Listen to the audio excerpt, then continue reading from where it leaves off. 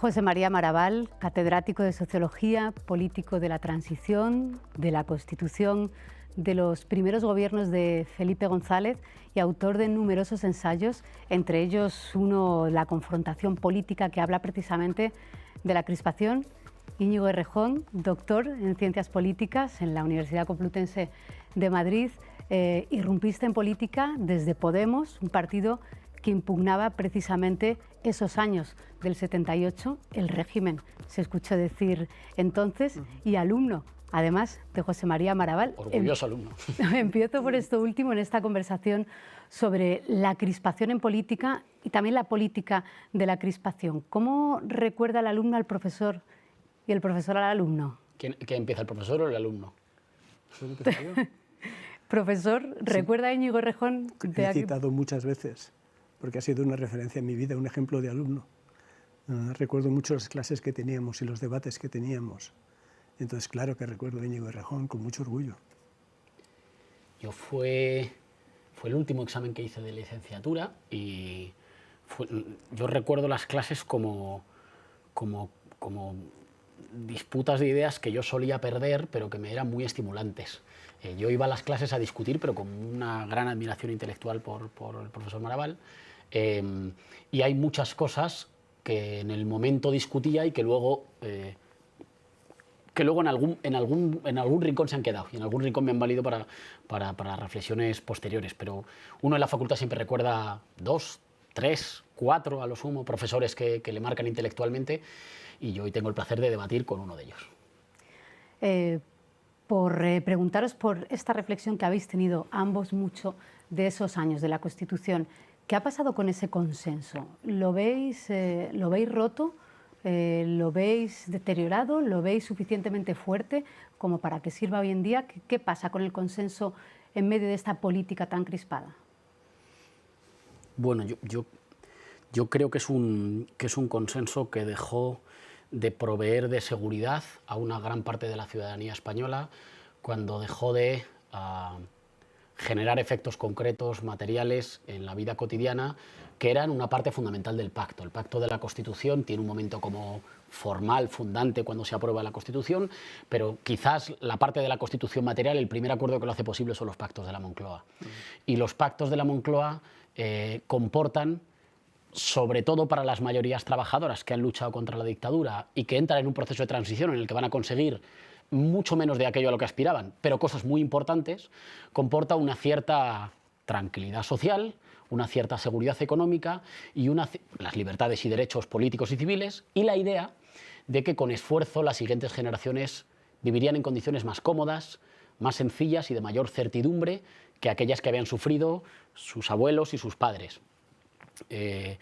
Creo que hay una evolución del sistema constitucional español, no de la Constitución formal, pero sí de la Constitución material, en un sentido que va limitando las posibilidades de desarrollo federal en lo territorial, y por el otro lado, limitando los principios sociales y económicos de redistribución de la riqueza y de igualación de la balanza social a principios exclusivamente informadores, que se van quedando cada vez más en papel mojado, y eso va haciendo que las generaciones que no vivieron la transición empiecen a notar que una buena parte de los derechos consagrados en la Constitución, los que tienen que ver con la vivienda, los que tienen que ver con el empleo, los que tienen que ver con una parte de los servicios públicos, se van quedando en papel mojado por una evolución, en mi opinión, oligárquica del sistema político. Y eso hace que para mucha gente el acuerdo, no por si fuera bueno o malo en el 78, sino por su vigencia hoy, en la España hoy diríamos del 2023, necesite una profunda actualización. Profesor, usted estaba allí. De acuerdo con lo que dice. Digo que usted estaba allí, que recuerda ese consenso. Yo acababa de volver de Inglaterra, porque me había ido a Inglaterra con el estado de excepción del 69, cuando mataron a Enrique Ruano. Y volví justo en el 78. Entonces, lo que pasa es que mi participación en política empezó muy temprano, nada más venir, ¿no? Yo en Inglaterra había estado militando en el Partido Laborista. Y entonces yo no presencié la negociación de la Constitución, pero sí la experiencia de la política enseguida ya primero en la Comisión Ejecutiva del Partido Socialista y luego en los gobiernos del PSOE. Estoy de acuerdo con lo que dice Íñigo Errejón de que la Constitución tiene elementos que se han desarrollado de manera torcida. Él se refería a derechos sociales, estoy de acuerdo. En lo que se refiere a por ejemplo, las reformas sanitarias y reformas educativas han sido sistemáticamente boicoteadas. Comentaba antes que la última manifestación que he ido en Madrid, a la que asistieron 200.000 personas, ha sido olímpicamente ignorada por los responsables políticos de la Comunidad de Madrid. Quiero recordar que las leyes de reforma educativa han sido sistemáticamente desvirtuadas por responsables en comunidades autónomas que han dispuesto de competencias en la materia, ¿no? Y por organizaciones de presión, de grupos de presión bastante poderosos. Entonces, ha habido partes, por ejemplo, una cuestión que también mencionaba Íñigo Errejón, la Constitución diferencia entre el artículo 151 y el artículo 143 entre comunidades autónomas y regiones. Y se suponía que, entre nacionalidades y regiones. Se suponía que por nacionalidades se refería a Cataluña, Euskadi y Galicia. No se pretendía que fuera café para todos, que fue lo que sucedió después. Y yo creo que ese café para todos explica en buena parte el descontento catalán, ¿no? Pero la Constitución en principio sí fue fruto de presiones desde abajo, de esos movimientos estudiantiles, obreros, a los que mencionaba Íñigo Errejón, y de concesiones por parte de la derecha de arriba para sobrevivir, ¿no? Lo que ha pasado después en buena parte se explica por las correlaciones de fuerzas en cada momento. Entonces ahora estamos viviendo un momento complicadito, pero que ha tenido precedentes y que desde luego es igual de mal o peor en otros países, tampoco quiero dramatizar. Si ha tenido precedentes, podemos decir que hay ahora más crispación que antes, que la había pero de distinta manera, que se expresa de diferentes formas. A mí aquí me falta perspectiva comparada. Yo tengo la sensación de que hay un elemento, digamos, general de orden internacional y luego hay un elemento de política doméstica. En términos de orden internacional, creo que así como el neoliberalismo de los años 90 era un neoliberalismo optimista, o sea, que le prometía a todo el mundo que gracias a la globalización iba a haber, y apertura de mercados y de regulación, iba a haber prosperidad para todos, y planteaba un futuro optimista que luego no se cumplió, o se cumplió solo para algunos segmentos de la población. El neoliberalismo actual es un neoliberalismo pesimista, enfadado, que asegura que no hay para todos y que por tanto apunta a una fragmentación brutal de la sociedad, prometiéndole a algunos que ellos sí se pueden salvar, pero reconociendo que no hay para todos y además sin ninguna voluntad de dibujar un futuro prometedor. El futuro va a ser malo, el futuro va a ser complicado, los que te digan que no es así son unos charlatanes demagogos de izquierdas y yo te digo las cosas como son. Esto va a ir mal, pero tú puedes formar parte del grupo de los ganadores que pisan al resto. Eso hace que en todo el mundo está habiendo una oleada reaccionaria muy importante. Yo creo que también favorecida por un momento como caracterizado por el cinismo y por el nihilismo, ¿no? Si no vale la pena cuidar nada, ni las instituciones, ni el planeta, ni a tu vecino, pues en realidad, ¿no? donde nada vale nada, todo está permitido, ¿no? Y por una cierta idea de las derechas de la libertad como el derecho irrestricto de los propietarios a hacer todo aquello que su dinero les permita comprar. Eso es un clima general. Y yo diría que ahí, no soy un experto en el tema, pero diría que ahí un cierto uso de las redes sociales está contribuyendo a que no haya un terreno cultural mínimo en las sociedades. A ti los algoritmos te favorecen siempre que escuches aquello para lo que ya estás predispuesto a escuchar y que te relaciones con aquellos que ya piensan como tú. Entonces no hay ni un terreno como mínimo de valores.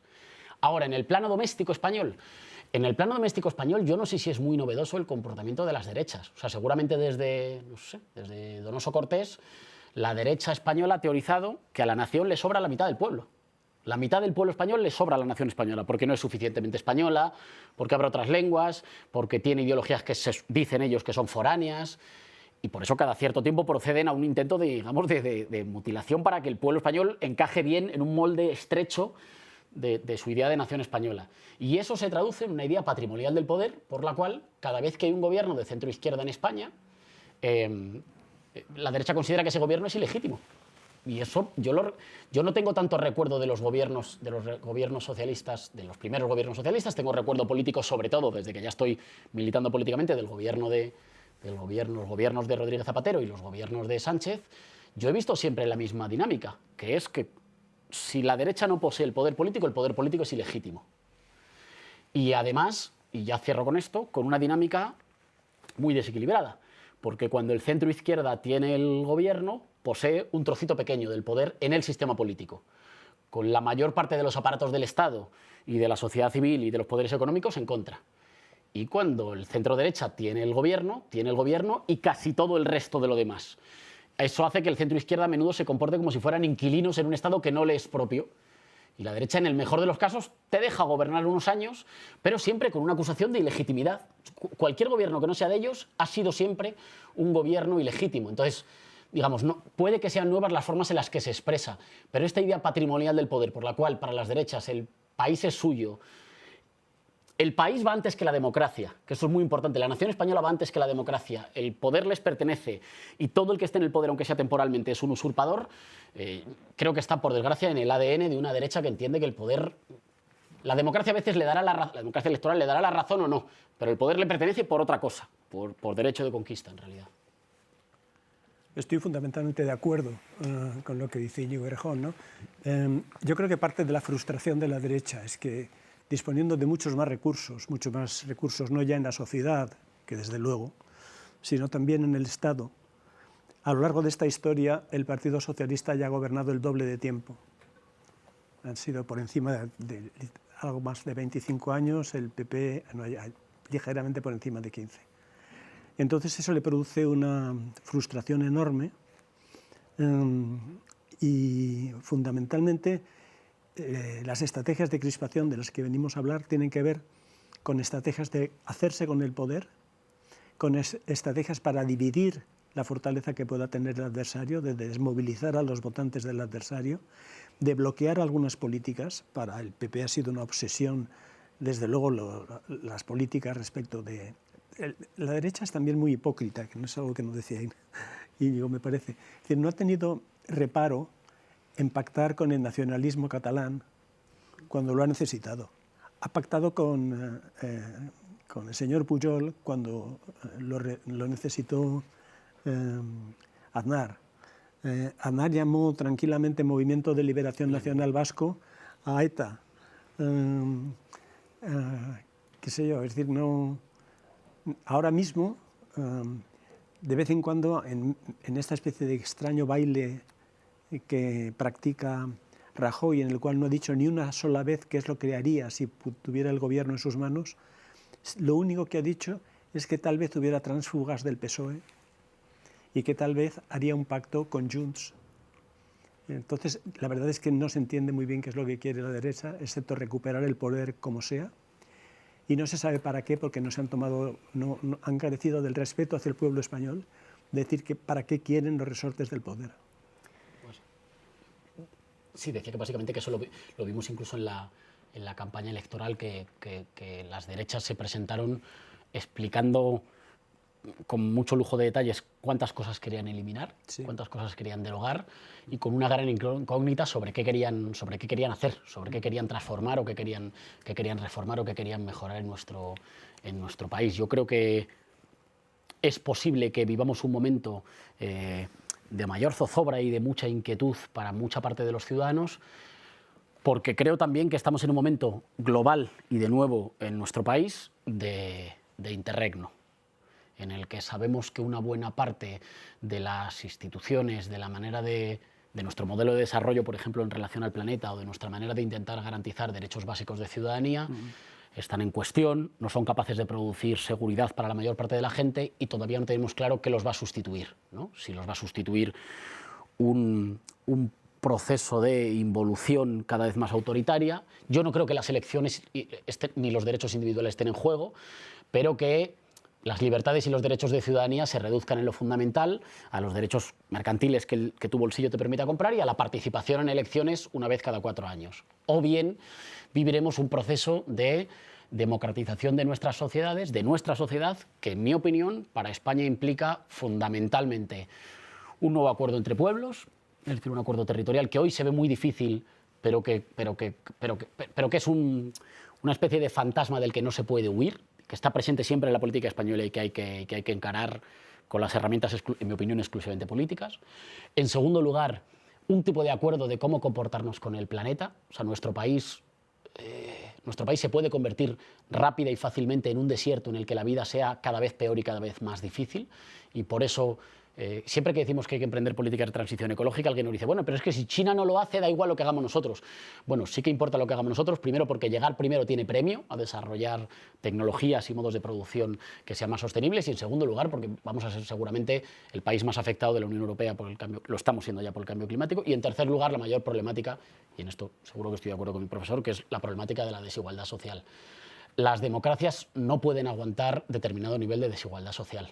Determinado nivel de desigualdad social rompe la confianza de los ciudadanos en sus propias sociedades, distorsiona tanto la capacidad de influencia política de unos y de otros, que hace que haya sectores de la sociedad que consiguen siempre que sus intereses salgan adelante y otros sectores que se descuelgan de la ciudadanía, que en realidad de facto casi dejan de ser ciudadanos, y es incluso económicamente ineficaz. Y yo creo que en la sociedad española eso se ha disparado en las últimas décadas y debería ser el reto fundamental de toda política que se quiera democrática o progresista. Dejadme ir un momento a lo concreto en estas estrategias que comentaba Serrejón de crispación. ¿No os parece que se ha elevado el nivel de esta crispación, de estas estrategias, cuando se deshumaniza? Al contrario, se habla de presidente en funciones, en este caso Pedro Sánchez, golpista, que es elevar bastante el tono, de querer el poder a toda costa, de pactar no teniendo la mayoría, teniendo menos diputados que el que tiene más, vulnerando así un sistema de representación o las reglas del sistema de representación. ¿Ese nivel estaba antes así o estamos elevando en la deshumanización y en la acusación de golpista del contrario? Bueno, la situación es mala, pero las ha habido también malas. Estoy completamente de acuerdo con Íñigo Errejón en lo que se refiere a prioridades. Creo que la lucha contra el cambio climático es urgentísima, y creo que la lucha por promover una mayor igualdad entre los ciudadanos de este país, que les haga realmente ciudadanos y no súbditos, que es lo que pretende la derecha, es clave.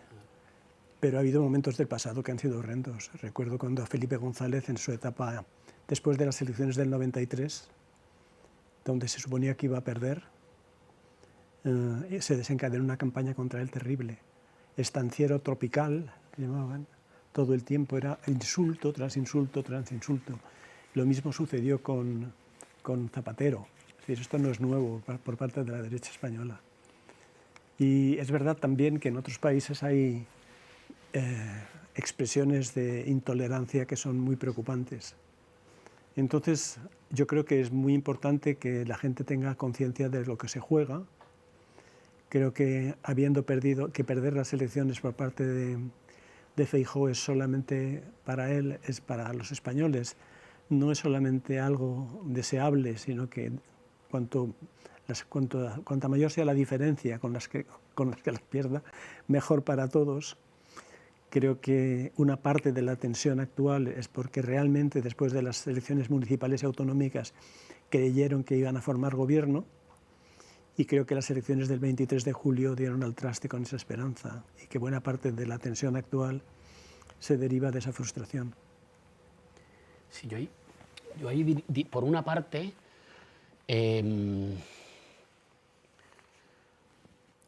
diría que a mí no me gusta el término polarización, porque me parece que el término polarización es peligrosamente, o se puede deslizar peligrosamente a la equidistancia.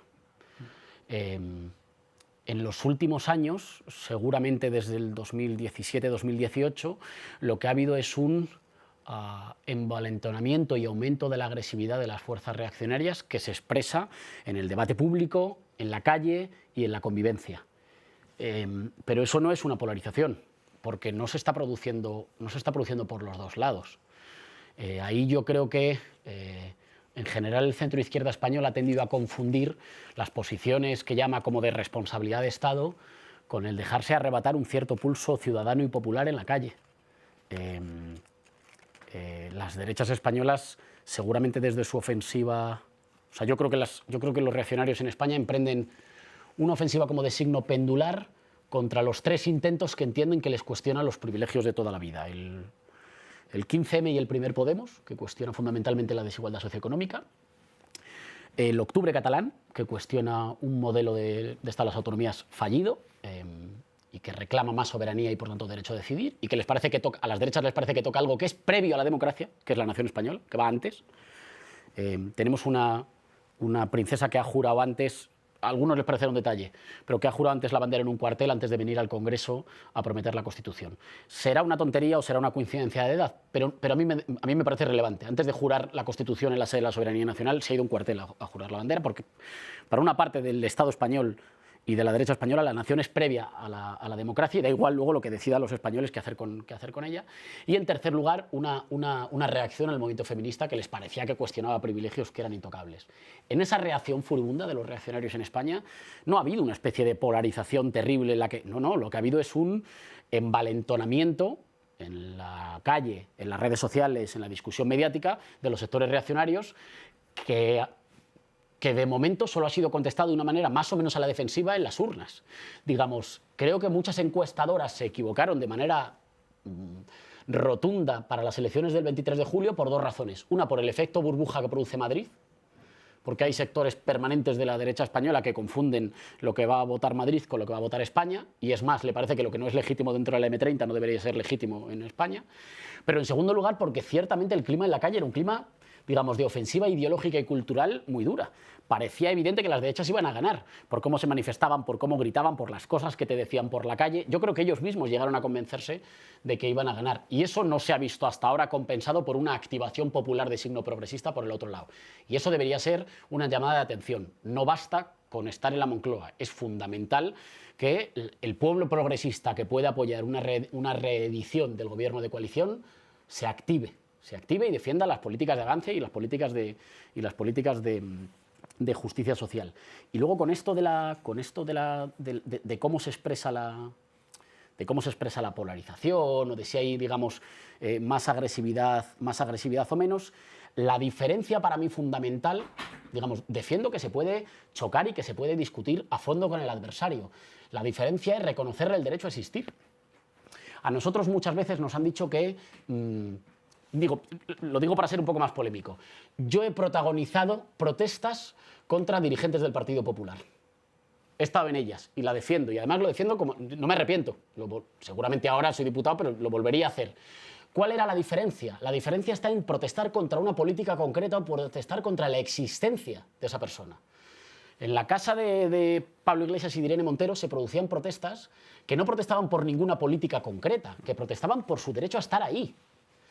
Yo he protestado contra la decisión del Partido Popular de meternos en una guerra ilegal con mentiras, como fue la invasión a Irak, o de seguir con una política de desahucios que causaba mucho dolor.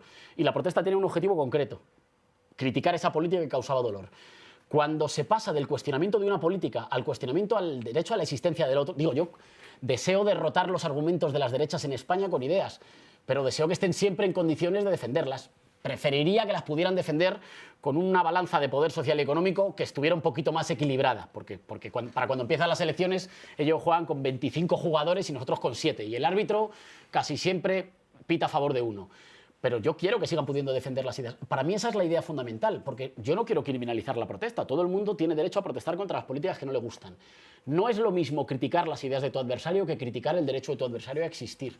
Y en esa diferencia, que parece solo una diferencia, digamos, teórica, pues estriba la posibilidad de que convivamos o de que algunos sistemáticamente se comporten como si estuviéramos de prestado en nuestro país. Cada uno representáis, ponías dos momentos, que quiero que hablemos sobre ellos, sobre Podemos, 15M, que es la ruptura del bipartidismo, y el octubre catalán, que luego iremos a él. Sobre esa ruptura del bipartidismo, desde donde entraste en política, claro, ahí juegan muchos partidos para hacer una gobernabilidad. Ahora estamos en el momento en el que hay una posibilidad de que un gobierno necesite articular pactos a 6.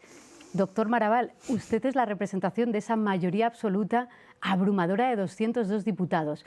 ¿Esta ruptura del bipartidismo no colabora también, no forma parte también de, llamémoslo crispación o llamémoslo pluralidad, llamémoslo amplificación del debate? ¿Cómo creéis que yo creo que no. ¿Que incide? Yo creo que no. Es decir, entonces el debate era contra un gobierno que tenía una mayoría absoluta. Y quiero recordar aquí un escrito que escribió un señor llamado Luis María Ansón en Onda Cero, una declaración que hizo en el año 93. Era necesario llegar hasta el límite y se hizo una operación de fondo para acabar con los 13 años y medio que llevaba en el poder González, a quien le acusaron de incompetente, mentiroso, irresponsable, carente de fiabilidad, indigno, estanciero tropical, carente de escrúpulos ideológicos y con la famosa frase de Aznar de váyase, señor González. Entonces, no eran tampoco tiempos muy delicados en el tratamiento, ¿no? Pero yo no estoy de acuerdo con la idea de que el bipartidismo es base de la confrontación. Que es la ruptura del bipartidismo lo que produce la confrontación, porque creo que si hay un ejemplo de crispación son los Estados Unidos, ¿no? Es decir, la política del señor Karl Rove en los tiempos de George Bush, la revelación de la identidad de una señora llamada Valerie Plame, cuyo marido, que era embajador de Estados Unidos, reveló que no existía enriquecimiento de uranio y que no se habían fabricado armas de destrucción masiva, fue la razón por la cual Karl Rove emprendió una estrategia de acoso y derribo de ambos, ¿no? De hecho, toda la teoría de la crispación la realiza un investigador norteamericano que se llama Riker, donde dice que en las estrategias de crispación se trata de buscar la dimensión ganadora, de tal forma que la persona interpelada tenga que elegir y cualquiera de las dos opciones es catastrófica para él. Recuerde lo que le dijo Rajoy una vez a Zapatero: si usted no pone bombas es porque ha cedido, y si no cede le pondrán bombas. Cualquiera de las dos cuestiones un día Zapatero, ¿no? Entonces, ese tipo de alternativas destructivas son típicas de las estrategias de crispación. Y en los países con bipartidismo yo creo que la situación no mejora, probablemente empeora, porque hay dos adversarios que Colombia, Venezuela son dos ejemplos muy patentes de cómo en situaciones malas el bipartidismo no es la solución. El bipartidismo era lo que quería Fraga en el debate de la Constitución. Claro, yo creo que cuando hablamos... o sea, es verdad que se han producido cambios político-electorales de calado, que han transformado el mapa y que nos obligan a entender que hay una situación que ha venido para quedarse, que es llegar a acuerdos entre muchos. Por cierto, llegar a acuerdos entre muchos, esto es impopular decirlo, obliga a que esos acuerdos vayan un poco más allá o un poco más acá de aquello que cada fuerza ha dicho necesariamente en campaña. Esto no es que las fuerzas mientan, esto es que las fuerzas tienen que llegar a acuerdos y a entendimientos con otros que piensan diferente, y esos acuerdos siempre se llegan, digamos, a mitad del camino. Nunca es mitad del camino, tanto camino como te permita la fuerza relativa que tengas. Y luego, además, eso obliga a asumir que en España por lo menos hay dos subsistemas de partidos que votan muy, muy diferente, que son el subsistema de partidos catalán y el subsistema de partidos vasco, que votan muy diferente de cómo vota el resto del país, y que producen una relación o una representación diferente en el Congreso de los Diputados, que es una representación con la que hay que entenderse. Yo creo que esto es una contradicción que se vive de forma diferente en los dos lados del espectro político. Para el bloque reaccionario le condena a que tiene que sacar mayoría absoluta en la España monolingüe, porque en los otros terrenos sabe que los tiene prácticamente perdidos. De hecho, acude a ellos prácticamente solo para provocar confrontación que después le pueda permitir sacar réditos en el resto de España. Y a quien creo que sí que le provoca muchas más dificultades es en particular al Partido Socialista, que es una cuestión que le tensa más, que le tensa entre diferentes sensibilidades que conviven en el Partido Socialista.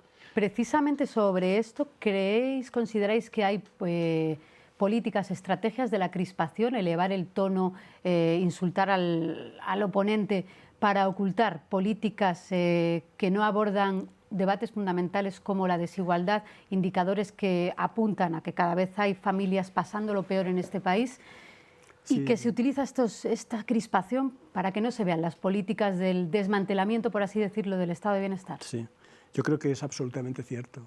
La crispación sirve como velo. Es una manera de ocultar la desigualdad que existe en este país.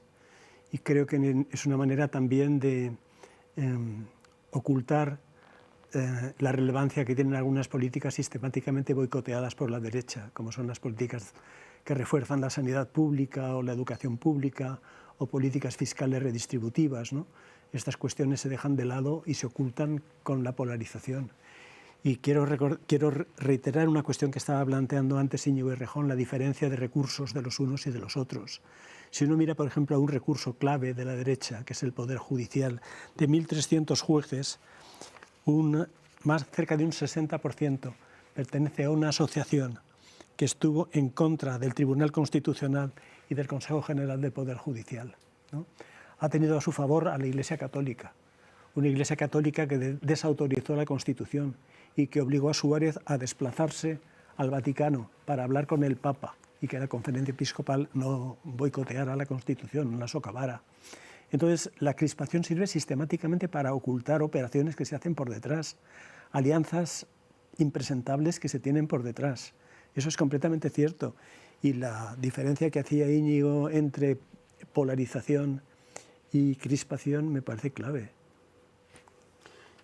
Yo ahí, claro, bueno, muy de acuerdo con el profesor Maragall y a la vez, o sea, creo que hay, por una parte hay un tema, hay una dimensión ganadora, una frontera en la que la derecha española se quiere situar siempre, que es el conflicto territorial, ¿no? Porque entiende que es un conflicto sobre el cual consigue en los territorios monolingües, consigue adhesiones ampliamente mayoritarias. Así que le gustaría estar discutiendo permanentemente de eso. Eso ha llevado también a algunas izquierdas españolas a pensar que ese es un tema del que es mejor no hablar. Ya que en ese tema perdemos, hablemos exclusivamente de la agenda social. Bueno, ese tema no va a desaparecer porque no hablemos. Es precisamente el mejor argumento para emprender una transformación del Estado en un sentido plurinacional que haga que este tema deje de ser una fábrica sistemática de mayoría para las derechas en los territorios, digamos, de la España española, de la España monolingüe, donde la identidad nacional es solo una. Y por el otro lado, con respecto a si es una estrategia para tapar la desigualdad, estamos viviendo últimamente, y esto creo que sí que es internacional, una especie de, una política que yo llamaría como de victimismo de los privilegiados, que se resume muy fácil en gente que tiene todos los canales mediáticos, toda la fuerza económica y todo el apoyo para salir en televisión diciendo es que ya no se puede decir nada, ¿no? Gente que tiene todas las cámaras del mundo, gente que cuando habla abre los telediarios diciendo, bueno, es que yo este nivel de censura no lo había conocido nunca. En general lo que quieren es que no se les conteste, porque acceso tienen todo el acceso del mundo, ¿no? Son unos sectores, sean sectores conservadores de toda la vida o sectores que se han ido haciendo conservadores, que tienen todo el acceso posible a la palabra y a la influencia política, y cuando se les contesta dicen, bueno, es que me censuran. No, no se les censura, es que el resto también tienen voz. Y esta dinámica como del victimismo de los privilegiados oculta esos tres niveles de desigualdad. Uno, la desigualdad en el sistema político-mediático, que está casi siempre inclinado a posiciones que luego en las urnas no son mayoritarias, pero que en el debate político y en el debate político-mediático están sistemáticamente inclinadas, pero ahí más o menos el poder se puede alcanzar por las opciones progresistas, ganando en votos. Después el nivel del Estado, y el nivel del Estado no me refiero solo al nivel de los parlamentos o las comunidades autónomas, me refiero al nivel de quién accede a las más altas magistraturas del Estado, de qué familias provienen, de qué entornos, en qué entornos políticos, en qué entornos sociales y familiares se socializan, qué intereses suelen traer aparejados. Ahora se ha abierto un debate que el Partido Popular ha vuelto a decir que es muy importante que los jueces elijan a los jueces. Bueno, yo estoy profundamente en desacuerdo con que haya un poder del Estado que se elija a sí mismo, ¿no? Que haya un poder que se autonomice de los ciudadanos y que se elija a sí mismo, como si los diputados se eligieran a sí mismo o el Ejecutivo a sí mismo. A mí no me gusta que haya un poder que no responda ante la voluntad popular. Pero además, para que aquello pudiera tener algo de visos de ser mínimamente democrático, digo yo que la composición sociológica e ideológica de las altas magistraturas se tendría que parecer un poco a la de España. Y hoy no se parece, por muchos sesgos de clase de acceso. Eso no significa que no haya alguien que lo haya logrado gracias a poner copas mientras sacaba las oposiciones. Digamos que siempre hay uno, siempre hay el caso del que vendía periódicos de pequeño, no sé, sí. Pero la inmensa mayoría responde siempre a los mismos orígenes. Esto hace que haya habido capas del Estado que hayan vivido un proceso de derechización y son capas del Estado a las que no se accede por el voto, se accede por, ¿no? Gramsci hablaba de la guerra de posiciones y en realidad hoy también es más bien una guerra de oposiciones, para ver quién llega y ocupa posiciones que luego son absolutamente decisivas. Yo quiero recordar una cosa, seguramente vamos a discutir, vamos a debatir y posiblemente aprobar una ley de amnistía en el Congreso de los Diputados. Esa ley de amnistía o propuestas similares en la legislatura anterior no se llegaron a debatir porque los letrados del Congreso dijeron que no eran constitucionales. que no era constitucional. Los letrados del Congreso hacen un magnífico trabajo y tienen derecho a hacer el trabajo que quieran. Pero si algo es constitucional o no, lo deciden las cámaras que lo aprueban y después, ex post, no ex ante, el Tribunal Constitucional. Esto de que gente que está en una posición para la que no ha sido elegida determine si un debate lo pueden tener las cámaras o no, a mí me parece una parte de atropello. Y la última dimensión de desigualdad es la dimensión de desigualdad en la sociedad civil. ¿Por qué partimos en las campañas electorales con desventaja? No es por terribles conspiraciones mediáticas, es porque a la derecha le basta con decirle a los ciudadanos que se comporten en las urnas como se comportan en la vida cotidiana. Si en la autopista no dejas pasar a nadie con el coche porque vas tú primero y no hay nada más importante que tu coche. Si en el trabajo, en lugar de asociarte y sindicarte, te va mejor si le haces la pelota al jefe. Si en la relación con el clima, oye, tú aprovéchate y ya veremos lo que viene después, pues la derecha solo te dice cuando llegan las elecciones: vota igual que te comportas en el día a día. Mientras que nosotros tenemos que decirle: no, vota como si otra cosa fuera posible, ¿no? Y producir los ejemplos para ello. Bueno, yo creo que esas son las tres esferas de desigualdad que cualquier proyecto transformador debería asumir. Cierro con esto: no vale solo con estar en el gobierno, no vale solo con ganar elecciones. Hay que ganar elecciones transformando esos tres niveles para que la contienda sea una contienda, digamos, cada vez en condiciones más equilibradas, porque si no podría darse el caso de que uno vaya ganando elecciones, pero las vaya ganando sobre una cinta transportadora que va moviendo el Estado y la sociedad cada vez más en una dirección más conservadora. Entonces uno va ganando porque las gana porque se va pareciendo más al adversario contra el que choca. Has puesto un muy buen ejemplo, que es la ley de amnistía, que responde a esos debates que de por sí se producen crispados. Hay quien la defiende porque cree que puede pasar página y ayudar a la convivencia en Cataluña. Hay quienes no la defienden porque cuestionan la posible constitucionalidad y quienes hablan de golpe de Estado que boicotea directamente el debate de una ley de amnistía. Volviendo a la Constitución en la que cedieron todos, ¿estamos menos dispuestos, menos capaces, algunos más que otros, a tener debates en los que haya que hacer cesiones por todas las partes? Yo creo que algunas personas deberían de ser coherentes con su pasado, ¿no? Por ejemplo, respecto de la amnistía, en 1986 el gobierno de Felipe González aprobó un Real Decreto sobre extinción de responsabilidades a funcionarios, donde señalaba como una de las razones por las que se podían extinguir responsabilidades es por una ley de amnistía. Es decir, reconocía entonces que las amnistías podían ser constitucionales. Y una sentencia del Tribunal Constitucional, compuesto entonces por Paco Tomás y Valiente, que luego fue asesinado por ETA, por Francisco Rubio Llorente, por Ruiz Díaz Picazo, por Jerónimo Saavedra y por Antonio Trujillo, declaró: debe ser el legislador el que determine el régimen jurídico de la amnistía, pues no hay restricción constitucional alguna. Las cosas están muy claras jurídicamente y quien no quiere ver es porque quiere estar ciego. Entonces, la amnistía es una cuestión clave en estos momentos y estoy completamente de acuerdo en algo que decía Íñigo Errejón: es necesario cumplir con lo que era el propósito, por lo menos que algunos atribuíamos a la Constitución, de atribuir competencias que no consistieran en distribuir café para todos, ¿no?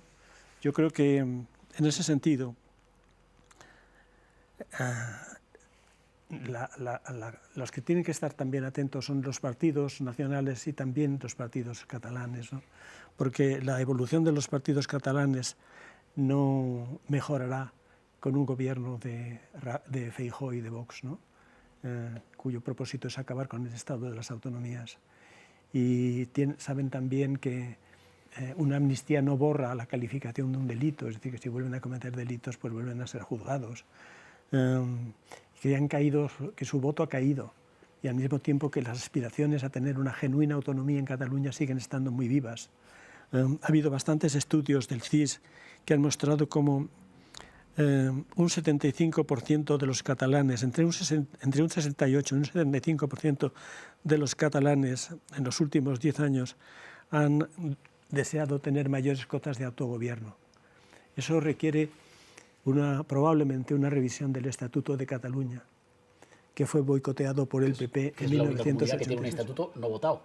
Es una comunidad que tiene un estatuto al que se le retiraron competencias que tiene el Estatuto de Andalucía. Literal. Y a Cataluña no, a Andalucía sí. Claro. Entonces, ese desarrollo completamente irracional del Estado de las autonomías tiene que rectificarse y es una de las cuestiones clave.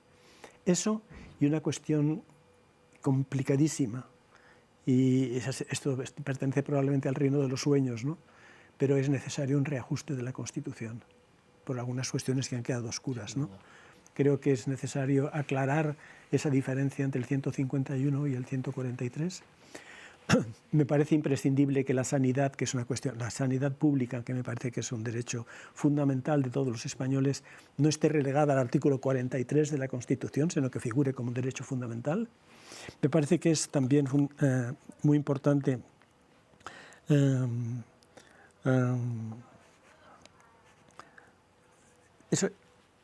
Pedro Sánchez ha hecho una cosa que me parece muy importante y que era una de las cuestiones que yo echaba de menos en la Constitución, que se reconozca la necesidad de un salario mínimo vital. Es decir, que nadie caiga por debajo de un nivel de pobreza. La ley de dependencia, el salario mínimo vital, la redistribución a través de los impuestos, la redistribución a través del gasto, a través de la sanidad, a través de la educación, todo eso me parece fundamental. Y yo simplemente quiero recordar que cuando yo presenté la ley mía más conflictiva, tuve 3.600 enmiendas de la derecha. Manifestaciones masivas, porque la derecha se había ido de excursión a París, porque había una manifestación contra la ley de Savary.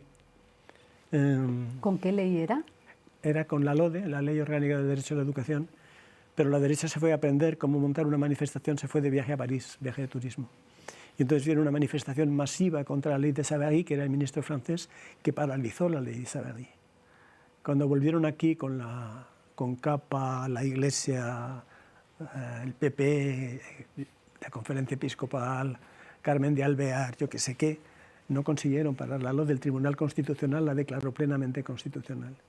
Pero fue un intento sistemático. Pilar Urbano llegó a escribir que yo había dado la orden de retirar los crucifijos de todos los centros educativos de España. Lo cual, francamente, no sé cuántos centros educativos hay, pero pobres funcionarios del Ministerio de Educación, pues en busca de crucifijos para descolgarlos. Eran argumentos completamente chuscos, ¿no? Realmente. Pero la desigualdad de recursos de la derecha y de la izquierda ha sido siempre masiva, ¿no? Con eso de la... Volviendo a la cuestión de la amnistía,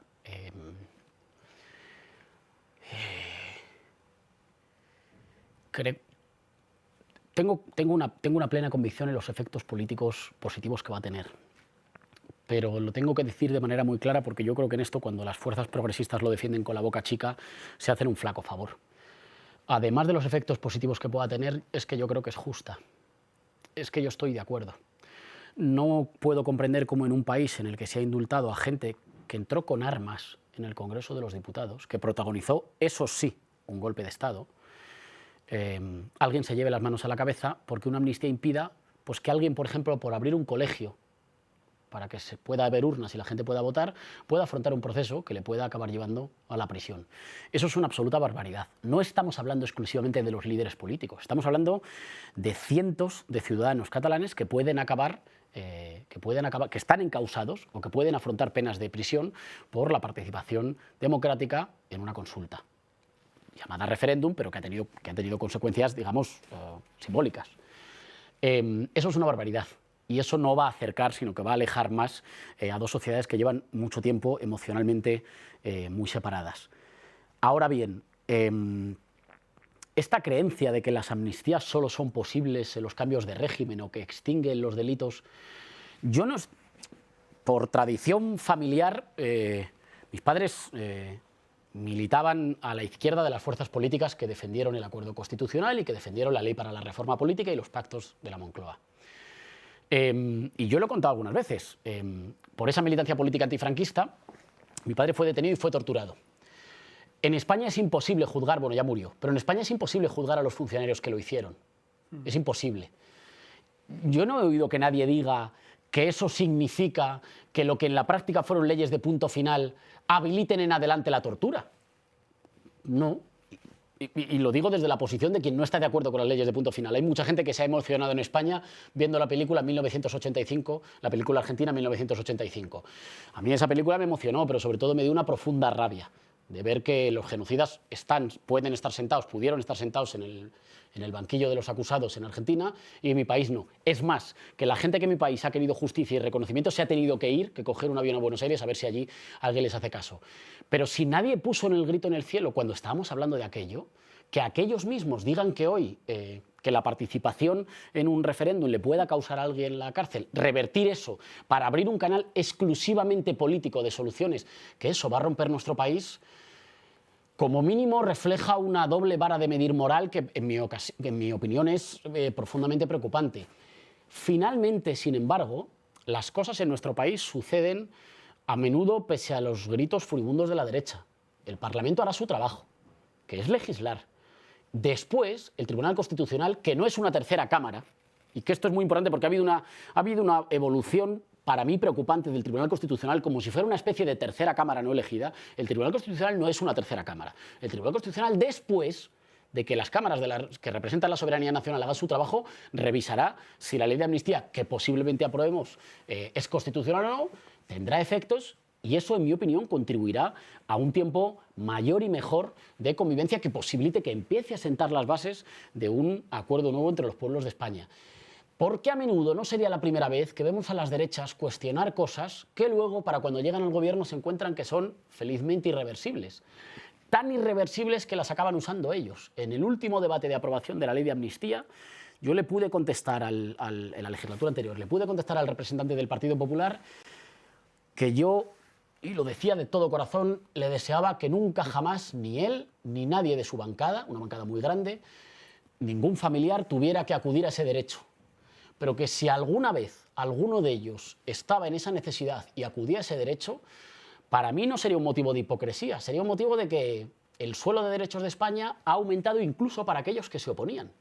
Ellos hoy se divorcian, ellos hoy interrumpen voluntariamente el embarazo, ellos hoy utilizan una buena parte de las leyes de las que estaban en contra. ¿Eso qué significa? Que el suelo mínimo de derechos de nuestro país avanza, más en las cuestiones civiles, por desgracia, que en las cuestiones sociales, pero avanza a pesar de ellos. Y cuando ellos usan esos derechos, bueno, es que ya son de todos. Lo que pasa es que ojalá costara un poquito menos. Ojalá, ¿verdad? Ojalá costara un poquito menos pelea y un poquito menos ataques furibundos el hacer avanzar derechos mínimos que luego incluso ellos, felizmente, y lo digo sin rastro de cinismo, felizmente también utilizan. Fíjate, hay una diferencia entre los indultos y la amnistía. Los indultos son decretos del gobierno, punto. La amnistía, como ley, lleva una tramitación parlamentaria y, por tanto, un debate. ¿Confiáis en que ese posible debate del Parlamento sea no tan bronco y sirva para esa conversación social que es un reflejo también del parlamentarismo?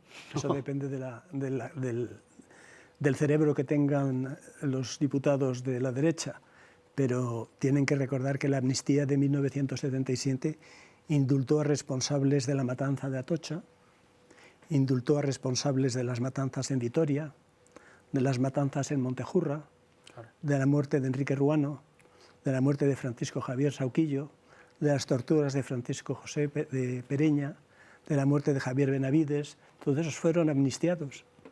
Entonces, ¿qué se quiere hacer con Cataluña? Lo que proponía Espartero, bombardearla cada 40 años, esa no es la democracia en la que yo quiero vivir. Y no quiero volverme a tener que ir a Inglaterra durante buena parte de mi vida, ni que mis hijos tengan que nacer fuera de España. Yo tengo que decir que, y soy diputado, pero tengo poca confianza en que tengamos, digamos, una deliberación más o menos tranquila y productiva en el Congreso. También porque la derecha en eso tiene una crisis de identidad. Hay que recordar el portavoz actual del Partido Popular, Borja Semper, que llegaba como portavoz moderado, hoy ha dicho que una parte de los socios de Sánchez en el futuro gobierno tenemos simpatía ideológica y relaciones con Hamás. Claro, porque como se acaba ETA, pues con Hamás. Todo eso porque hemos defendido con toda claridad que, igual que todas las acciones contra civiles son condenables, el bombardeo de la Franja de Gaza, el apartheid y la ocupación israelí es profundamente condenable. Claro, cuando el nivel está ahí, porque hay un problema también de inflación discursiva, cuando el nivel está ahí, o sea, cuando ya hay gente que puede formar parte del gobierno de España y que el Partido Popular les acusa de tener relación con Hamás, cuando tú pones el nivel ahí, a la mínima que te bajes de eso, los propios tuyos se te meriendan un poco. En el debate en el que aprobamos que se pudieran utilizar las 3 lenguas cooficiales, el gallego, el catalán y el euskera, en el Congreso, a Borja Semper se le ocurrió cambiar en 3 o 4 ocasiones al euskera y luego traducirse a sí mismo. Y lo machacaron en sus propias filas. Les pareció que eso había sido convertirse en un verdadero traidor. Entonces, la propia derecha tiene a menudo una dificultad para elegir para ubicarse en el escenario actual y elegir qué quiere ser. Por una parte, yo creo que es consciente de que la existencia de Vox la ha arrastrado tanto a posiciones reaccionarias que le alejan de la posibilidad de gobernar. No en una forma muy ofensiva, sino más bien a la defensiva. Hubo una mayoría progresista que por lo menos dijo el 23 de julio que no quería un gobierno con Feijóo presidente y Abascal vicepresidente. Esa mayoría está por construirse en términos positivos. Fue más bien una mayoría que dijo, miren, nosotros no queremos que ustedes gobiernen. Está por articularse ese bloque como un bloque político, cultural y social. Entonces la derecha, por una parte, sabe que la radicalización a la que le lleva la existencia de sus socios de extrema derecha le aleja de poder gobernar, pero por otra parte tiene demasiado miedo de moverse porque sabe que al que haga eso solo puede costar enseguida el puesto. Es que a Pablo Casado, que se abrió hueco en la política española cuando todavía yo creo que estaba en Nuevas Generaciones diciendo que la izquierda era muy carca porque todavía estaba todo el rato hablando de dónde estaban los huesos del abuelo, refiriéndose a que somos el segundo país del mundo con más cadáveres sin identificar en fosas comunes después de Camboya. Pablo Casado se abrió camino así y a Pablo Casado se lo cargan también acusándole de moderado. Y yo creo que uno de los problemas también de los vaivenes de Feijóo, y en este caso de Borja Semper, tienen que ver con eso, con una noción de que están encastillados en unas posiciones que les hacen difícil gobernar España, porque no se puede gobernar un país del que odias al 50%, pero claro, al mismo tiempo no se atreven a moverse, porque si se mueven... Así que yo creo que atenazados en esa posición, ojalá me equivoque, no vamos a tener un sano ejercicio de deliberación, sino que tendremos la enésima repetición de un debate en el que la derecha nos dirá que nuestro país se rompe, que es algo que la derecha dice sistemáticamente cuando el gobierno no está en sus manos, que es que el país se rompe, y no. Estoy en general de acuerdo, es simplemente añadir argumentos, ¿no?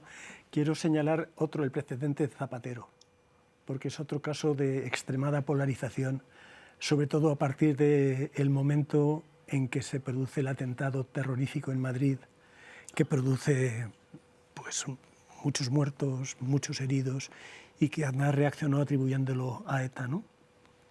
Para tapar su responsabilidad en la guerra de Irak. Quiero señalar entonces que Alfredo Pérez Rubalcaba declaró los ciudadanos españoles se merecen un gobierno que no les mienta. Aquello volcó a la opinión pública española en contra del gobierno de Rajoy, ¿no? de Aznar. Pero quiero decir que la respuesta fue: todos sabemos que ha traicionado a los muertos. Si usted no cumple, bueno, eso ya lo he dicho antes, le pondrán bombas. Si no le ponen bombas es porque ha cedido. Toda la acusación volvió a ser de complicidad con ETA. Si ustedes no aceptan que ha sido ETA la autora del atentado, es porque son cómplices de ETA. Y, si no recuerdo, Ana Pastor mandó telegramas a todas las embajadas españolas del mundo para que expandieran la noticia de que el atentado de Madrid había sido producido por ETA, ¿no? Sí. Los ciudadanos españoles se dieron cuenta de que les estaban engañando y esa fue la razón por la que Aznar perdió esas elecciones. Tengo que decir que en general yo creo que estamos más de acuerdo de lo que estábamos en clase hace algunos años. Es lo que daños que produce la vejez. No sé. Pero no con ánimo polémico, pero sí que, otra vez como preguntándole a mi profesor, me gustaría preguntarte si coincidimos en ese diagnóstico sobre que lo fundamental en las últimas décadas, el poder en el sistema político, en el Estado y en la sociedad civil se ha desbalanceado mucho hacia los sectores más conservadores. Y si eso ha pasado teniendo más años de gobiernos del Partido Socialista que del Partido Popular, ¿qué no hicieron bien esos gobiernos? ¿O qué tendrían que haber hecho para evitar ese desbalance de poder? No en términos de enmendarle la plana a nadie en el pasado, más bien de pensarlo hacia adelante. ¿Cómo es posible que con más gobiernos de centro-izquierda el poder se haya desbalanceado tanto en un sentido conservador, en el sistema político, en el Estado y en la sociedad civil? Yo creo que esa es una visión que no comparto del todo. Vale. Es decir, si comparto... Aquí volvemos un poquito a clase. Volvemos un poco a clase. Si recuerdo cómo era la sociedad española en los años 80, en términos de la sanidad pública, por la cual, por cierto, Eta Matayuk están todo el tiempo recordando a Miguel Ángel Blanco con toda la razón del mundo, pero nadie recuerda nunca a Ernest Lluch. Lo cual mandé un mensaje a Miquel Iceta diciendo que sería bueno que la sociedad española recordara a quien creó el sistema público de salud. Si recuerdo aquella España de comienzos de los años 60 con la España actual, lo cierto es que se han mejorado muchas cosas. No es lo mismo la sanidad a pesar de las catástrofes que comete Ayuso en Madrid, no es lo mismo la sanidad. Me gustaría que nos pareciéramos más a otros países más igualitarios, pero vamos poco a poco. Hay una cuestión, de todas formas, que quiero señalar porque es un poco provocativa. Esta es la primera experiencia de un gobierno de coalición que tenemos. Y quiero decir una cosa rara. Las coaliciones redistribuyen más que los gobiernos monocolor, lo cual es duran más. Los socialdemócratas de alguna manera consiguen persistir más y parece como que el socio de la coalición es más flexible que el votante mediano, que se queda la victoria. Es decir, que pueden redistribuir más. Entonces, espero que el balance, cuando nos veamos dentro de unos años en otro programa parecido, veamos que lo que ha hecho Sánchez haya merecido la pena, que el país sea un país más justo. Por concluir, a modo de conclusiones, ¿sale gratis cuando elevan tanto el nivel? ¿Y cómo vosotros, como políticos, como intelectuales, cómo evitar la crispación? Bueno, sale a menudo... Yo aquí lo siento, pero es que tengo que insistir sobre ese argumento. Sale gratis según a quién.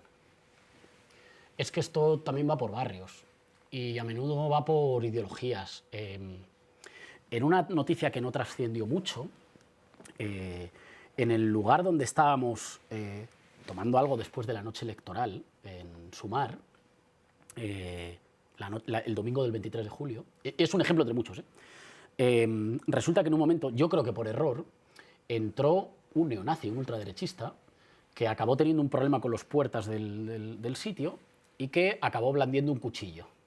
Que yo sepa, no hay detenidos. A lo mejor yo soy muy mal pensado, pero me cuesta pensar que eso sucediera igual si alguien, Dios no lo quiera, hiciera lo mismo donde estuviera celebrando el Partido Popular una noche electoral. Me parece que hay de un lado del que se estira siempre muchísimo la cuerda porque se permiten cosas que son absolutamente... o sea, que va moviendo siempre el umbral de lo tolerable. Uno tiene derecho a criticar a los representantes políticos con los que no esté de acuerdo. Pero desde hace tiempo hay sectores de la derecha en España que están probando suerte y que están probando suerte a poner sistemáticamente en la identificación pública a gente que luego tiene que recibir a la que pretende que luego reciba un odio social muy destacado. A mí hubo un comentarista de radio de este país que dijo que si un día se encontrara, y no soy nadie especial, porque lo ha dicho de muchísima gente, que si un día se encontrara conmigo y con algunos representantes políticos más por la calle, que le gustaría tener, y dijo, un tipo de pistola. Estas cosas, yo creo que en otras comunidades autónomas o en otras latitudes ideológicas habrían acabado con detenidos y con presos.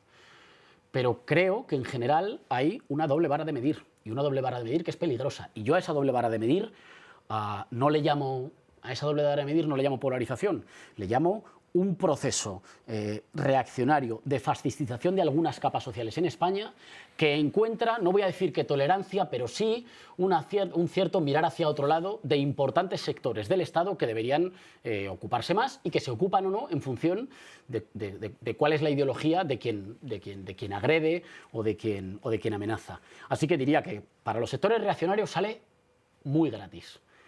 ¿Y cómo se acaba con esto? Bueno, en primer lugar, no haciéndolo. Ya sé que esto es una respuesta muy inocentona, pero no haciéndolo. demostrando que uno puede confrontar con el adversario con toda la dureza intelectual sin cuestionar su derecho a existir. Y en segundo lugar, creo que los sectores progresistas en España necesitan una activación. Hay que recuperar calle y hay que recuperar una cierta moral de victoria.